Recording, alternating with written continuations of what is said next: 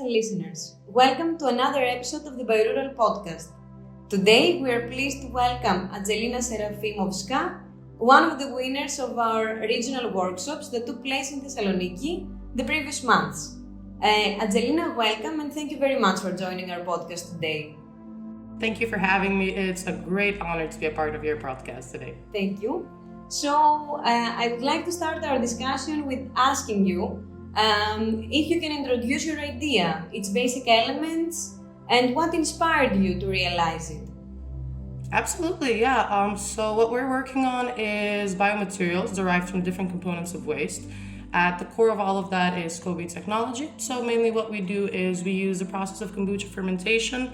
We kind of manipulate that with different types of waste derivatives and turn it into a final product, which is a bio-leather material, and a byproduct, which is a probiotic tea itself, which we all know as kombucha tea. Now, we all come from scientific backgrounds, so we've always kind of been thinking in that direction, but what actually inspired us was one of my co-founders' grandmas, as she was growing kombucha in her basement. And well, we saw this 𝐄𝐩𝐢𝐬𝐸 and started thinking in that direction, eventually started experimenting, started prototyping, and came to what we have today, which is very good biomaterial. Great, so you took the inspiration from your daily life, which is always very inspirational to see things from around and being give an you something entrepreneur to start from. Being an entrepreneur and a scientist, you kind of always think in that direction. You're always constantly looking for something to fix or something to improve or something to make something else from it. So it kind of came naturally to all three of us.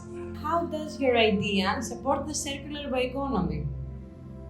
Well, we're very proud that it's completely circular. The whole process is a closed loop. So we don't have any water waste, we don't have any carbon emissions, nothing of that sort, as we utilize every single component of what we create the biomaterial from. So the liquid that's left over, the probiotic liquid, half of it goes into different batches and prototypes, and half of it goes into probiotic tea, or kombucha tea as we know it.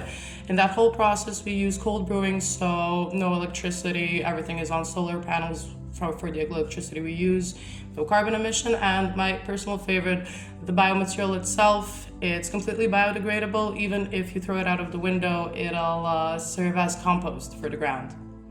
Great, so you support circular bioeconomy in various ways. You have a total circular production, which is very innovative and inspiring.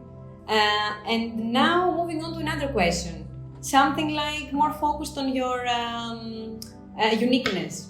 What makes your idea stand out? What is the differentiator that makes you so unique?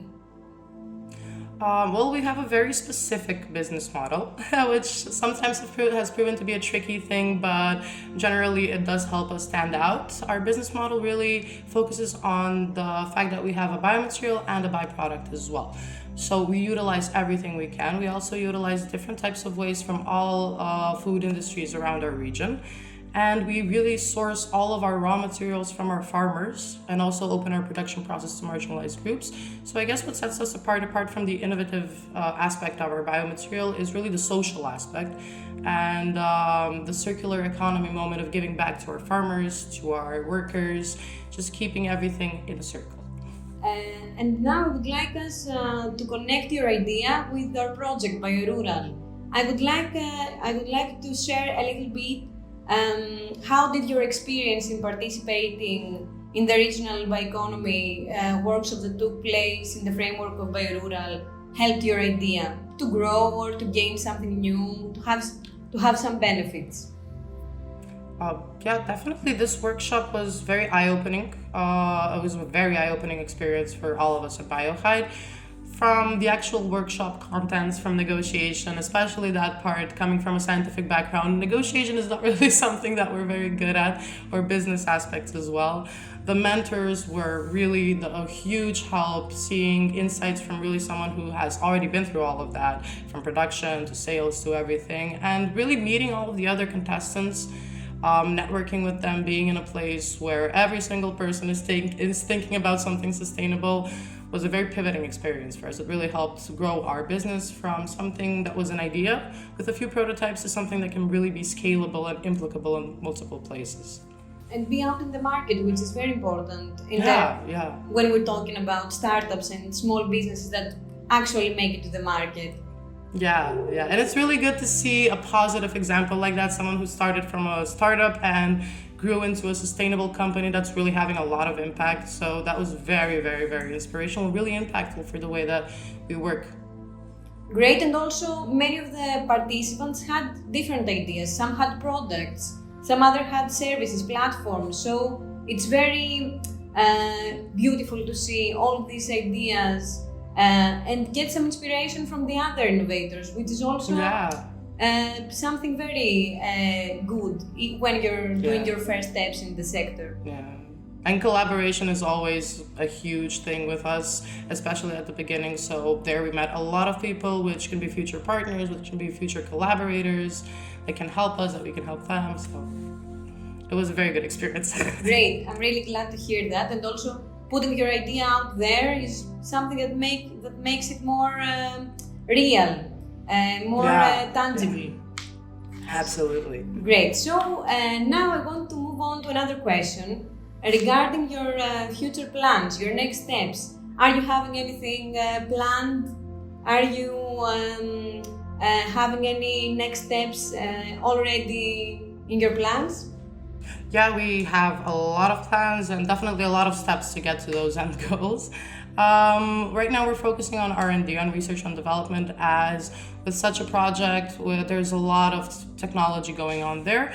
And given that it's a new business, there isn't another business producing 𝐄𝐲 technology in this way. We kind of need to customize our machinery, we need to do a little research, find ways to incorporate different types of components. So that's what we're focusing on right now, but in the next 6-7 months. But after that, we really have this big picture of finding a way to produce high quality materials that incorporate the maximum amount of waste from different types of food industries. And with our probiotic liquid, we're even researching new ways to incorporate it even in the cosmetics and the cleaning industry. So definitely a lot of big plans and a lot of steps to get there, but slowly but surely we're working our way up there. So your plan sounds ambitious, but also good luck with it. I hope you can achieve all your goals. And are you planning? Are you planning to expand in the market, in the European market, or I don't know what your plan is? Well, we're a little unsure ourselves, but our first goal is to expand in our region, so the Western Balkans, Greece. From there, in Europe, we're seeing a huge surge in ethical consumerism, and even despite all of that, there's this huge gap for products. So Europe is really, and it's the key player in the leather market and the bio-leather market. So Europe is kind of our main target right now. But like I said, we still have a little R&D to do before we can really find our place in that market. And from there, sustainability is really spreading towards around the globe. So from there, we aim to go to the US, maybe to the east a little bit. With our probiotic liquid, it's a lot easier because that industry is already on its way to growing. With the biomaterial, it's going to take a little work, but I think that we can have a really big impact in all of these markets, not only the regional and the European one. First of all, regional and then expand. This is what I understand from your answer.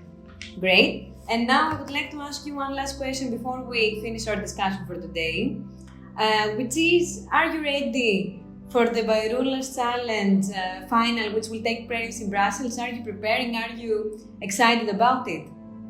Oh yeah, excited, definitely. definitely. We are preparing the whole team for there. We are working to make as many prototypes. And like I said, just like the regional workshop, one of the most important things for us there is actually the networking, because it's going to be minds from all around Europe, all thinking about sustainability. So some of the best ideas from all of those regions in one place, I think is going to be fantastic.